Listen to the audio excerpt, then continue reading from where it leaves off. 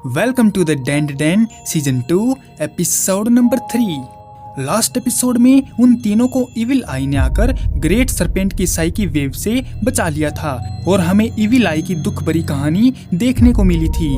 मगर उसके बाद उसने जीजी की बॉडी को पोजेस कर लिया था और मोमो ओकारुन को पीटने लगा था।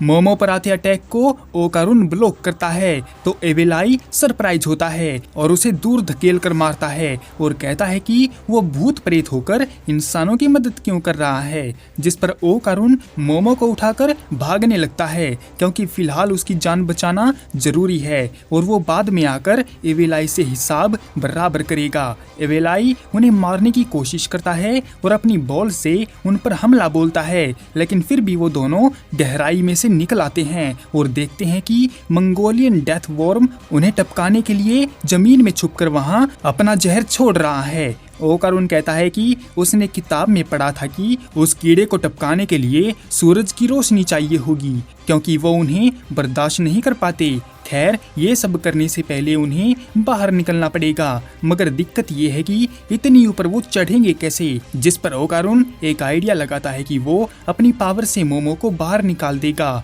और फिर मोमो रस्सी से उनको बचा लेगी। ओकारुन मोमो को एक सोफे पर बिठाता है और उसे अपने पैरों से उठाकर उसको पूरी ताकत से उस बाहर जाने वाले होल की तरफ फेंक देता है, लेकिन मोमो होल तक नहीं पहुंच पाती तो वो अपनी साइकिक एबिलिटी का इस्तेमाल करके खुद को ऊपर चढ़ाती है। हालांकि मोमो तो ऊपर चली जाती है मगर ओकारुन को इविल आई पकड़ लेता है और उसकी बोटी बोटी करने की धमकी देता है, जिस पर ओकारुन कहता है कि कौन किसकी लेगा वो तो अभी पता चल जाएगा। और ये कहकर ओकारुन फिर से ट्रांसफॉर्म हो जाता है जबकि मोमो बाहर निकलकर रस्सी ढूंढने लगती है। हालांकि उसे रस्सी तो नहीं मिलती पर वो वहां लगे पर्दे से काम चलाने की सोचती है और उसे काट पीट कर जोड़ लेती है और जल्दी से उसको नीचे फेंकती है। मगर ये क्या, वो रस्सी तो उस ऊंचाई के बस 1/4 हिस्से तक ही जा पाती है, जिससे मोमो काफी दुखी हो जाती है और सोचने लगती है कि वो आखिर क्या करे क्योंकि कीड़ा लगातार जहर फैलाए जा रहा है। पर तभी उसे बचपन में कही जीजी की एक बात याद आती है तो उसे एक आइडिया आ जाता है, लेकिन इसके लिए उसे बहुत सारा पानी चाहिए होगा मगर उसके पास फोन भी नहीं था मदद बुलाने के लिए। तो मोमो उस कर्स हाउस को आग लगा देती है और फायर ब्रिगेड के आने का इंतजार करने लगती है। और वहीं नीचे इविल आई ओकारुन के पीछे हाथ धोकर पड़ा हुआ था और अपनी स्पिरिट वाली बॉल से उस पर हमला करता है, मगर ओकारुन उसके एक भी अटैक को हिट नहीं होने देता और उससे बचने के लिए यहाँ वहाँ भागता रहता है। लेकिन इविल आई काफी शाना बंदा है, वो बॉल और अपने पंच का एक साथ इस्तेमाल करता है और ओकारुन के दांत तोड़ देता है। वो एक ही पंच में ओकारुन को मारने की कोशिश करता है तो ओकारुन दूर हटकर अपने आप को बचा लेता है और इविल आई कहता है कि वो चाहे कितना भी भाग ले या कितना भी बच ले मगर आज उसका टपकना तय है। पर तभी इविल आई के नाक में से खून निकलने लगता है क्योंकि वो जीजी की बॉडी में था, इसीलिए कीड़े का जहर उस पर भी असर दिखा रहा था। तो इविल आई अब सीरियस हो जाता है और ओकारुन पर अपनी आत्माओं से बनी बॉल का हमला करके एक कर्स हाउस बनाता है और ओकारुन को उसमें कैद कर देता है। ओकारुन बहुत कोशिश करता है बाहर निकलने की मगर नहीं निकल पाता और फिर इविल आई भी उसके अंदर आ जाता है और ओकारुन को बुरी तरह से पीटने लगता है और कहता है कि उसे खत्म करके वो मोमो का नंबर चढ़ाएगा और उसे भी तड़पा तड़पा कर जल्दी ही उसके पास भेज देगा। ये सुनते ही ओकारुन उसका मुंह पकड़ता है और कहता है कि इविल आई को 3 गलतियां बिल्कुल भी नहीं करनी चाहिए थी।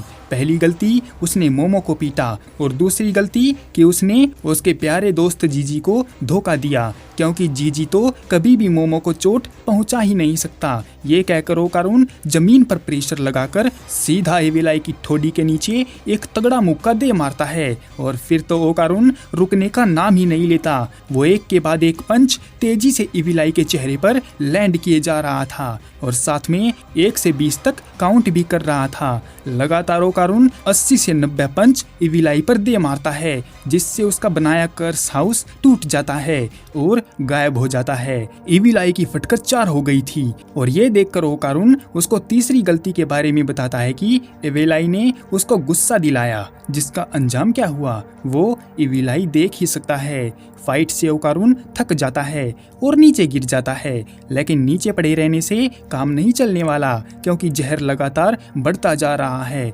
इसीलिए ओकारुन वहां से निकलने की ठान लेता है और साथ में जीजी को भी ले लेता है। पर अचानक से उसको टर्बो ग्रैनी की आवाज सुनाई देती है जो मदद के लिए पुकार रही थी क्योंकि वो उस कीड़े के चिपचिपे पदार्थ में फंसी हुई थी। ओकारुन वहां आता है और उसकी मदद करने को तैयार हो जाता है। उसे तो लगा था कि ग्रैनी मोमो के साथ ही बाहर निकल गई थी।